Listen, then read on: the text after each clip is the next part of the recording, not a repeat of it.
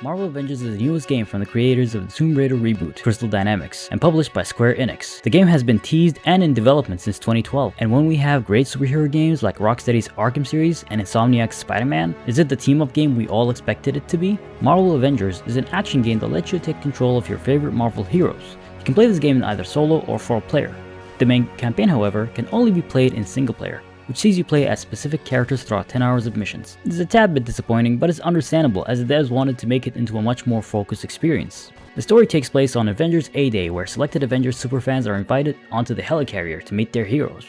Unfortunately, the Avengers were ambushed, and a devastating blast from the helicarrier turned everyone in the radius into an Inhuman, including Kamala Khan, who is also known as Miss Marvel. The events of the blast caused an outrage by the people calling for the Avengers to be disbanded and a corporation run by MODOK, aka George Tarleton, called AIM, which promised to find a solution for the Inhuman disease. The only hope to bring the Avengers back together and fight against MODOK is Miss Marvel, in which she crosses paths with the members in order to fight back against AIM and give the Inhumans a chance to live for good. The voice acting for the characters are well done, with notable voices like Troy Baker, Laura Bailey, and Nolan North are in the game as 3 of the main heroes. The story continues even after the main campaign is over, with Warzone missions which vary from small side missions, challenge rooms, to entire character mission chains. Most of those missions, though, feel repetitive after playing the same structure of mission. The available heroes right now are Iron Man, Thor, Black Widow, Hulk, and Miss Marvel, with more heroes like Hawkeye and the PlayStation exclusive Spider-Man arriving at a later date with their own story arcs. Each of the heroes also have their own unique gameplay style, like how Iron Man has the ability to fly, similar to that of Anthem's flying movement,